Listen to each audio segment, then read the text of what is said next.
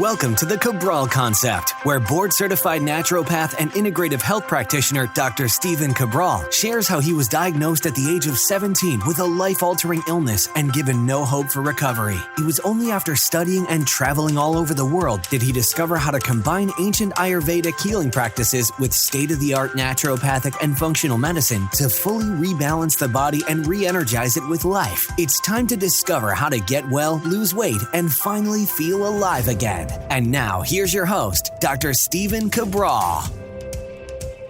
Hi, everyone, and welcome back to the Cabral Concept. Great to be talking with you here today. Really looking forward to getting into today's Wellness and Weight Loss Wednesday topic. I believe this is a topic that's really top of mind with so much talk, so much research about fasting, and we know we should be doing it, but how long should we be doing it? What's the issues with fasting? So although we've talked about many of those topics in the past, I want to link some of those up for you today. And yesterday we talked about a great topic on dehydration, which can sometimes go along with fasting as well. Today we want to focus on one topic, and that's this. There are certain warning signals that your body sends you if you've been fasting for too long. This means that after a period of time, when your body is no longer taking in food, where it hasn't taken in calories, it's not getting enough nutrition, it starts to show you what's going on inside. And it does that by these outward symptoms that you start to feel. So that's the nice thing. As we become more in tune with our body, we will begin to become more self-aware. And as we're self-aware, we're better be able to regulate how much exercise we need, how much nutrition, how much calories, how long can we fast, all of those things. And this happens by truly tuning into the body. So that's what I want to talk about today. Really excited to get into this topic. So let's lay some of the groundwork. Now, some of the groundwork that I've spoken about before is that there is no set length of time that everyone should be fasting. So, on a daily basis, we're talking about a daily basis right now. So for those people that don't know, every 12 weeks, just like in Ayurvedic medicine and in traditional Chinese medicine, where they did their seasonal based cleanses and detoxes, our community does a detox as well. So we do it 4 times a year, just like, again, in Ayurvedic times. And this is one of the most powerful, if not the most powerful thing that you can do for your body. Why? It's a time of rest. It's a time of rejuvenation. It's a time of hitting the reset button. And it's a time of cleaning out, especially during this time of the year where for many of us, we're moving into the spring. And I know our friends in Australia and New Zealand, they are moving out of their summer actually and into their fall. But still, we would do ours this September as well. Just the difference is end of March versus September. So we'll be starting ours April 1st. You're welcome to join. We, of course, would love to have you. I'll be sending out more information this week on that. You can stay tuned on Instagram or just head over to equilibriumnutrition.com and just type in detox and you'll find our detox and what we do. And, really it's grown into this massive community event, which I love. We get on and we post every day inside of the Facebook group. Really an amazing time. I love it. I'll be doing it myself come this April 1st. So actually we'll be back from my holiday, my trip with my family, and I'll be back on March 29th or so. And I'll be beginning that detox for sure, April 1st. And believe me, I need that. And the reason why I'm talking about it right now is that our detox is about 2.5 days of a fast. Now, it's a liquid fast. It's a little bit different. It is minimal calories because it's not about the calories. We actually want as few as possible, but we're getting in some calories timed specifically every 3.5 hours. About an hour after waking, you do a shake, and then every 3.5 hours. The reason you're doing that is not for the calories. Believe me, we want to stay in a fasted state. The problem is 2019 and beyond, and even before that, we're looking at the level of synthetic man-made chemicals that we come in contact with on a daily basis is astounding. I've spoken about this before. There are over 77,000 man-made chemicals in the environment. There is not a person alive that I've seen, and I would bet you it's not you either, that could take a toxicity test and be clear of all toxins. And here's why. I gave this study just a couple podcasts back called the 10 Americans. 10 Americans study was basically the definitive proof that we enter life already in a toxic state. Not our fault. Our mothers certainly don't want to bring us into this world toxic. But here's the thing. When they tested that fetal cord blood, and they only tested for 400, not 4,000, not 400,000, but 400, when they tested for 400 chemicals, they found on average about 232. So if you think about that, they found over 50%, with some of those unborn children with over 300. So, it's a scary proposition. This is what we're up against. Now, the good news is this. We're given certain tools from nature and from functional-based medicine, orthomolecular medicine, that we know that are all natural, that can help us ramp up phase 1 and phase 2 detox. I'm not going to go into that today. You, again, check back previous podcasts, how to do a functional medicine detox. Take your own toxicity test. Just go to stevecabral.com/podcast and type in toxicity test. You can read the rain barrel effect, and the toxicity test is right in that. Whatever works for you. The reason I'm mentioning is this. The reason we just, for a longer fast, we add a little bit of nutrition with that, and that's where the calories come from, the amino acids, as well as all the phase 1, phase 2 detox nutrients. We do that so that you don't have massive Herxheimer-based reactions, so that you don't have the crazy reactions that some people can have, which is massive headaches, and they can have, severe low mood or no sleep at all, or they can get skin rashes. They can start to really retrace those steps of the body becoming sick, and we don't want that for people. So what we do is we give them the nutrients their liver needs. Essentially, it's a liver detox, but it doesn't have the best ring to it. But you're supporting your liver, and your liver is the main organ that is helping with this detox. And also, with just liquid coming in, very little calories, is a time of rest. And that's a longer detox. And then so we do that every 12 weeks. It's about 2.5 days. And then you can bring it to the 7 days, which is a 7-day detox. And of course, if you've never done it before, then I recommend the 21-day to start, but it's totally up to you. You can start with 7 if you'd like. 7, 14, or 21, you choose. So here's the thing though. For the most part, we're talking about fasting. We're talking about fasting on a daily basis. All right. Nobody who's been a bigger proponent of fasting than me for many, many years, right? So these things we've been talking about in Ayurvedic medicine, naturopathic medicine, functional medicine, bioregulatory medicine, the natural hygienist, like literally forever. I was studying Herbert Shelton way back, 15 years ago. He had fasted 35,000 people. This is the early 1900s, though, or turn of the century. And, again, there wasn't the Industrial Revolution. There wasn't the amount of chemicals that really started after the 1950s. But even then, big believer in fasting. And then flash forward, wrote about this in my book, The Rain Barrel Effect, something called autophagy, right? And if you haven't heard of that, go to stevecabral.com/podcast and type in AUTOPHAGY. It's autophagy. So you can pronounce it autophagy or autophagy, whatever you prefer. But it's autophagocytosis, which is the body's ability to clean itself if nothing new is coming in.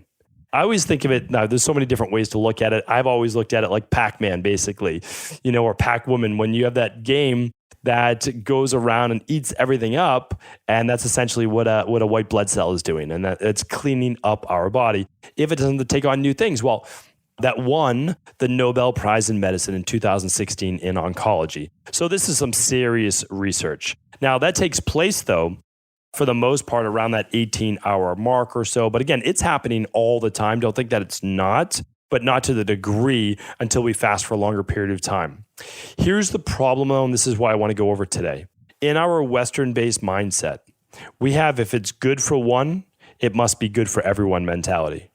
That is the biggest issue I have today with natural health in general, of course, conventional medicine, but natural health. Because let's say someone got great results with the keto-based diet, and they say everyone should be doing this.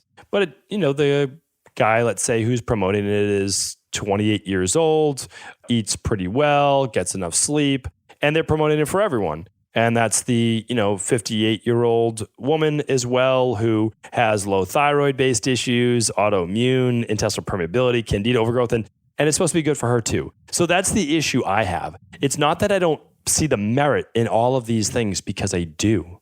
The problem is, and I don't want to be a naysayer, and I certainly don't want to, be playing devil's advocate for everything. But what my job is, I believe, to do is to be truly integrative. I mean, that's the whole goal, is I believe in everything. The problem is, I believe that there's a time and a place for everything.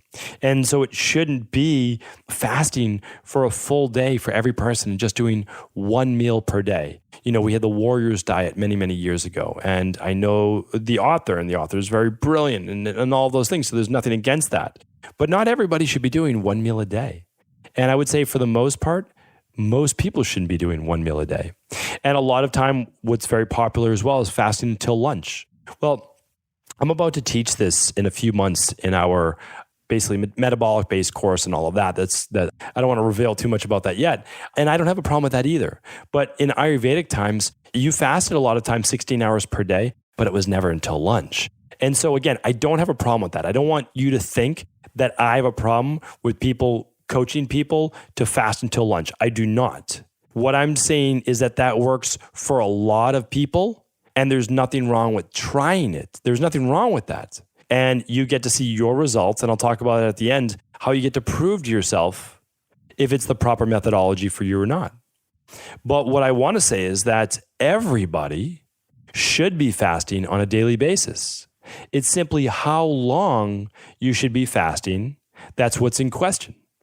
And for most people, how long you should be fasting on a daily basis, we're not talking about yearly if you do a longer water fast or even quarterly after you've got your body cleaned up. It's how long you should be doing it daily, okay? So for most people, it's going to be about 12 to 16 hours. So you might say, well, that seems like an incredibly long time. It's actually not. And it's the healthiest thing that you can do. One of the healthiest things, it has to be top 10, that everybody can do, except for that fraction of 1% that has hypoadrenal-based issues, so low adrenal typically, and they are also hypoglycemic, so they get low blood sugar.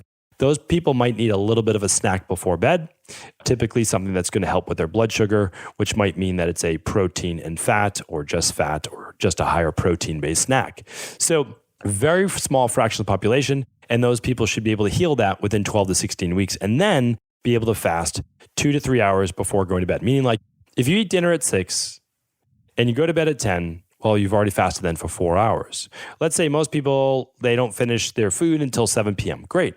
That means you're not going to eat again any calories until 7 a.m. Because if you do your coffee with butter in it or MCT oil, it's no longer a fast. It does not matter if it doesn't spike blood sugar necessarily or not. If your body's taking in calories, you're no longer truly fasted. Now remember, if you can get rid of that out of your system very quickly and it's absorbed quickly, then you can get back into a fast. So yes, that is possible. Again, we do that with the daily nutritional support, but it's low carbohydrate and it's low fat. The only thing it has in it is per shake on those first 2 days is 7.5 grams per shake. And it's basically vegan protein that's broken down very quickly. It's in your system, it's digested quickly, and you get back into the fast. That's the whole point. And you can actually see that by just doing a glucometer, which I'll talk about at the end. It doesn't pull people out of a high blood sugar-based fast, which is great. We're just getting the nutrients and not pulling them into a blood sugar spike at all, which we don't want, because then people would be up and down all day long, right? Crashing. So now we know that 7 at night to 7 in the morning, that's 12 hours. That is what most people should be doing. Now, some people say, well, I don't get home and I can't have dinner till 10. Okay, well, then we're going to do 10 to 10, right? We're still going to get our 12 hours per day. Now, some people can go 13 hours, 14 hours, 15 hours, 16 hours. It all depends. And you have to check back for my previous shows in fasting because I can't make today's whole show. Today's supposed to be the 8 warning signals that you fasted too long. So go back to figure out how long is right for you. My perfect time is right about the 13.5 hour mark to 14 hours. That's usually where I find myself. Sometimes I'll go a little bit longer, sometimes a little bit less, but I'm between 12 and 14 hours for my perfect amount of time. And let me show you now why. Okay. So the first warning signal that you fasted too long is becoming lightheaded. So what does that mean? A lot of these first 4 to maybe even 5 out of the 8 are going to be less clinical and more symptomatic, but that lightheadedness can usually and often signals low blood sugar. Okay, I'm going to get to that towards the end because that's more of a clinical based. But lightheadedness is the symptom. Okay, I just want to go with that right now. Okay, so we know lightheadedness can be from multiple things. Yesterday's show, I hope you tuned into that. It was different signs of dehydration, not the typical ones that you might think about, and that was in there as well. So lightheadedness, super important that we look at that. Remember, even if you're fasting, you can still have water. Some people do a dry fast. We're not talking about that right now. When you wake up in the morning, I still recommend that water with lemon, water with daily fruit and vegetable blend, whatever you like to do. Okay. So water it is, and we can rule out the dehydration. Okay. The second warning sign is weakness. This is weakness of grip, weakness of just feeling like you're weak walking around, muscles feel weak, body feels weak. That's another sign that you fasted for too long. The fast is just going too long. Okay. The third one is irritability. So irritability would be that things are bothering you that typically don't, or that you have like a really short fuse. So you're kind of like getting your kids ready in the morning, you're just like, it's just one more thing to think about, and that's making you really irritable. That's another sign that you've been fasting for too long. After this next one, I'm going to tell you why all of these are. Okay, the next one is angry. Sometimes we call it hangry, right? You're getting angry, not just irritable, but you're getting mad at things that you shouldn't be getting mad at. Not just the little things that just keep irritating to you, but you're actually getting upset. You're getting angry, which seems like you're getting angry for no reason at all. Well, many of these have to do with lower blood sugar, but look at it this way as well. It's not just low blood sugar, because your body will actually create a process of breaking down liver glycogen to make sure that your blood sugar levels stay pretty stable, somewhere around 75 to 95 or so on a glucometer, at least here in the US. And what we want to focus on here is that the body is telling us it's in a little bit more of a survival-based state. It's moving, it's not starvation, but it's moving towards a point where it's gone longer than it believes it should without food. So you're missing your carbs, your fat, your protein, and your body is telling you. It can't speak to you. That's the crazy thing, right? So it's like, if it would just tell us what's wrong, we would be able to figure out why we don't feel well, why we're gaining the weight or we can't lose the weight, why we're aging fast, right? If it could only say that. But it talks in its own language. And it shows you that by feeling a little lightheaded or dizzy, maybe upon standing, or maybe just walking around. Your muscles, your body feels a little bit weaker. Could be even during your workout. Or you start to feel a little bit more irritable. You're getting bugged for, really no reason at all. Same with the anger. You're just like, why am I so upset today? Why am I angry? Well, could it be a longer fast? All of these things can happen during a fast. So I want you to understand is that your body is essentially hungry, right? It's starving. It's not truly starving, right? But in the sense it is, because it's starving for that glucose as your blood sugar starts to drop. Now remember, part of a longer fast is actually to work through the feelings you just felt there. Sometimes in a longer fast, you're going to feel a little bit weak, a little bit irritable, a little bit angry, a little bit lightheaded. But you have to know that going into it. So for example, I don't often talk about this because I don't want people to do this. So I don't want you to do this. I'm prefacing that. Don't do this. Do like something like our community detox first. Only do this under medical supervision if you were to do it. But I did a week-long water-only fast where I ate no food for a full week. And I did this, it was a long time ago now. It was over a decade ago. And it was just about a decade ago. And I did it because of all my study, all my research into fasting. I mean, I went deep into this topic. I studied the natural hygienists very in depth, which are the original naturopaths. And I studied bioregulatory medicine. I studied what happens with the body. I knew what to look for. I could feel myself going through the different signs and symptoms. Of course, I moved into ketosis. I was feeling all the different things. And I wanted to do this for self-exploration. I wanted to do this as part of a longer detox. I wanted to know what it was like, what they were doing 100 plus years ago. And I can tell you it was hard. It was not easy for me. Some people feel elated on that. I was not elated. I was not overly excited about any of this. I was actually doing it. This was 10 years ago. And I know specifically I was in Arizona. So I was in a warmer climate and I was at a 5-day medical conference, functional medicine conference. And I knew that I was going to be able to rest for a lot of that time. And I knew that I would just be sitting down for the majority of the day. Now, of course, it was tempting to be at lunch with a lot of my colleagues, and it was easy for dinners because I could just skip dinner and I could just go back to my room and get extra rest, right? So that was a challenge, especially since there's a lot of sponsored lunches and I was sitting there and other people are eating and I'm just drinking water and they're asking me what I'm doing. I'm just, saying I'm fasting today. And they were like, even back then, again, a lot of medical doctors. So the majority of the functional medicine conferences that I used to go to were 90% medical doctors. They don't do fasting. And so luckily it's getting more mainstream, but for sure a decade ago, nobody was doing a longer fast in that conventional medicine community. But regardless of that, I'm glad that I did it. I'm not going to do it anytime soon, I don't believe. I do my 2.5 day every 12 weeks. I do the detox we have with Equilibrium Nutrition, but I don't do that. And the reason was that I felt a lot of those effects, and I would much prefer to give my body a lot of the phase 1, phase 2 nutrients that it needs so that I don't have to have such a hard time with the fast. Anyway, that's an aside. But when you know that these things naturally happen, you can actually work with them, get your rest, and begin to move through them if you choose to do a longer fast, but not a daily fast. There's a huge difference, right? A huge difference. On a daily fast, you are not looking to put your body under that much stress. And I don't want to disparage anybody, but we have a lot of people out there talking about fasting and then showing themselves go for personal PRs, personal records, or personal bests in their workouts. It's honestly, I don't want to use the word, but it doesn't make any sense. All right. It doesn't make any sense. You can do it, but at the detriment of your body. That's the truth.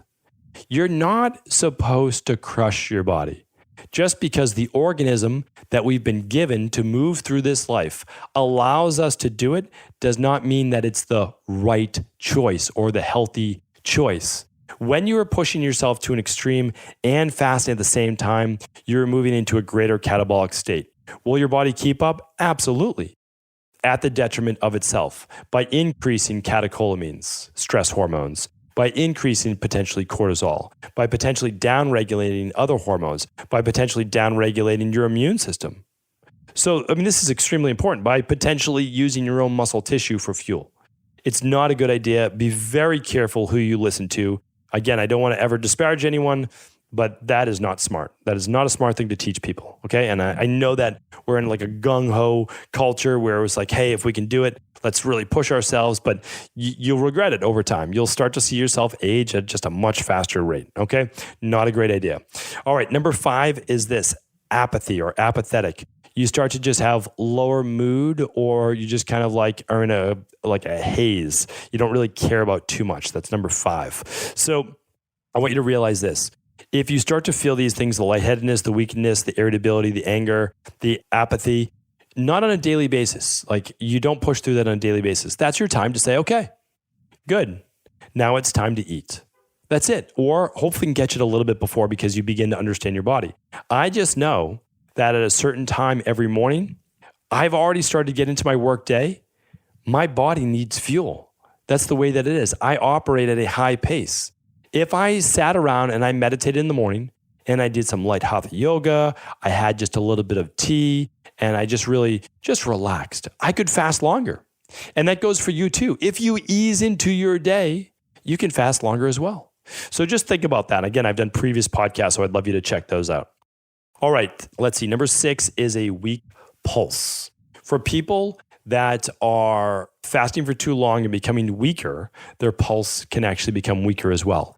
In Ayurveda, we feel the pulse, and the pulse does not have the same strength to it, the same beat to it, right? It doesn't have that thump to it. And this goes beyond the Vata, Pitta, Kapha-based pulse technique that we're checking for a dosha, but it actually gives with the strength of the pulse. Okay, so super important that we look at that, a weak pulse, and then also lower blood pressure.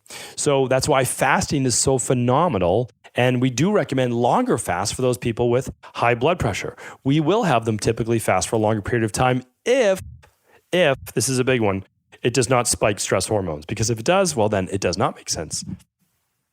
So I want to go over that in just a moment, but low blood pressure can be a big one. And you can take your blood pressure within Omron. We recommend that brand. But again, you can just go to stevencabral.com/podcast and just type in blood pressure monitor, and you'll see the up-to-date one with that we recommend.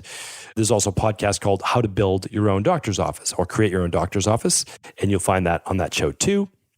The last one, before I just give you a bonus one that I feel I have to from an ethical standpoint, is low blood sugar, right? So if you start to crash below the, let's say, 72 mark on a glucometer, then you'll want to bring it back up. Here's why. If you don't, your body's going to bring your blood sugar up anyways. A lot of people, they miss that part of how the human biology works of the body.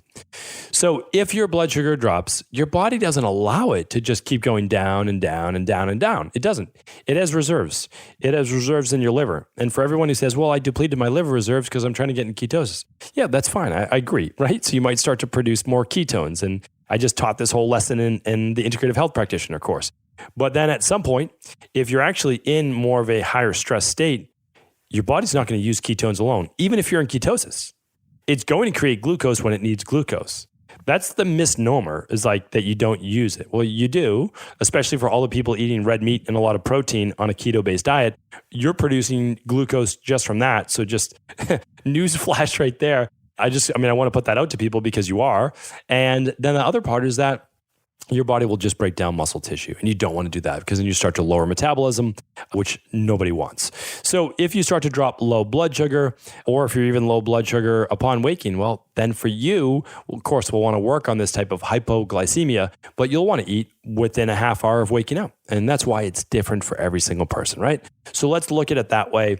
I want to be really careful with what we recommend to people. Now, everybody has to start somewhere, right? We need a foundation. So for 99 out of 100 people, 99.9 out of 100 people, we want to do at least a 12-hour fast. That's 7 at night to 7 in the morning, 8 at night to 8 in the morning, 6 at night to 6 in the morning, 5 to 5, however you want to do it, right? You do it overnight because 8 of your hours are already sleeping. So good. 3 of your hours after dinner. So now we have 8 and 3 is 11. We just need 1 more hour after you wake up. And there you go. Right there. That's your 12 hours. So it's super easy. And then some people will want to go a little longer. And some people might even go to lunch. Again, I'm not against that. What I'm against is not knowing your own physiology, your own biology, your body. So here's how to test. You can test if you ever feel the lightheadedness, the weakness, the irritability, the anger, all of those things. You can actually take your blood pressure, but you can also take your blood sugar. The blood pressure is it's like $35 for the monitor that we recommend. Again, we don't sell any of these products. We just recommend the certain products that we use in our practice. And then for blood sugar, it's about a $15, maybe $20 glucometer. And I recommend this for most people. I really do. And the glucometer will show you how low your blood sugar is dropping. And this might be at the point where your body says, okay, now it's time to eat again on a daily basis. We do recommend the longer fasts every 12 weeks to really clean out the system to a better degree.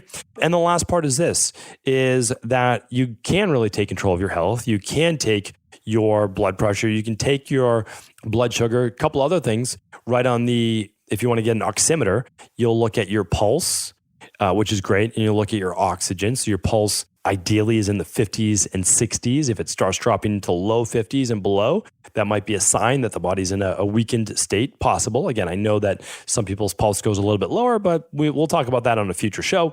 And then also body temperature. You know, if a lot of people that have fasted simply too many days in a row for too long each day, their body temperature will be below a 98. And if your body temperature is below a 98 upon waking, you don't want to keep doing longer fasts because it means typically that your metabolism is slowing, and oftentimes that can affect your thyroid.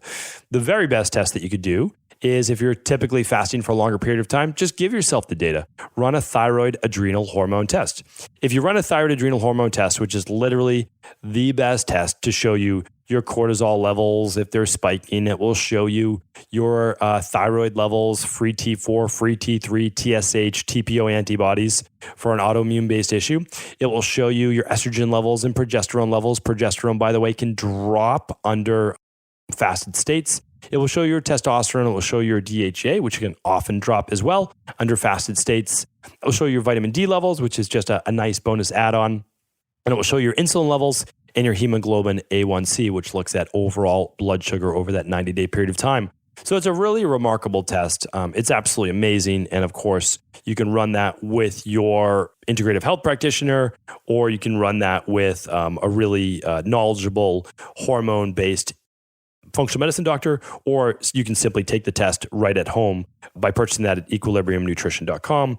Again, it's always your choice as to where you decide to get the labs. I just want you to have the data. So there's some things that you can do right at home. Blood sugar, take your blood pressure, you can take your body temperature. These are easy things to do. Check out that podcast I did. All the podcasts are always free. And you can just go to stephencabral.com/podcast and then just type in Doctor Office and you'll see the podcast I did on all the different tools tools you can create your own little doctor's office at home for. So hopefully today's podcast was helpful. Oh, I did say I would give you one more bonus warning signal. If you ever get pain in your stomach or in your chest or in your intestinal areas, like a sharp pain, be very careful. If you get this even just one day, but multiple days, this can be a sign that your fast is not going well, that there's something wrong with the body. I'm not going to go into the specifics today. This is the time to definitely not do the prolonged fast, but also speak with your medical doctor. As I said before, anyone doing a water fast that's going to be more than a couple days, you will want to work with a doctor on that. But again, I'm not recommending it. I recommend our seasonal detox that I myself do every 12 weeks. I've been now going on, I believe, 7 years of doing this 4 times a year. I can obviously and honestly say it is one of the things that's transformed my health. I believe it's one of the reasons why I have more energy each and every year than I did the previous year, which makes no sense as you age, right? But for sure, this is one of those big reasons. And then, of course, maintaining with the daily foundational protocols that gives my body everything that I need. So hopefully today's podcast was helpful. We'll link up everything in the show notes. I know it was a ton of information today, but head on over to stephencabral.com/1139 for all of the links, all the items that I spoke about. Thank you so much for tuning in. And as always, if this show is helpful, please do feel free to pass it along to anyone you believe it could serve. Before you go, I wanted to share a personal story with you. The real reason I began to get well finally is because I figured out what was wrong with me. And that might seem pretty obvious, but I went from doctor to doctor for over 2 years before discovering at-home functional medicine lab testing. These are the labs that enabled me to finally figure out what was wrong with my hormones, blood sugar, electrolytes, and gut health. And once I knew what was wrong, I could then follow a proven plan in order to rebalance my body from the inside out. This is why I believe so strongly in functional medicine lab testing and why I've made it my mission to share these labs with the world. Now at equa.life, you can order an at-home lab test or lab bundle for you and your family and be able to complete it within the week. Plus, the EquaLife difference is that you're not left to try to read and figure out these labs on your own. We explain what your lab numbers mean, what they mean in the much bigger picture, and then how to go about rebalancing your body in order to heal. To see our full selection of lab tests or to set up a free lab selection call to find out what labs may be best for you, simply head on over to equa.life/labs. And do remember, we ship these all over the world. To find out more and to set up your free lab selection call, simply head on over to equa.life/labs. That's EQUI.LIFE/labs.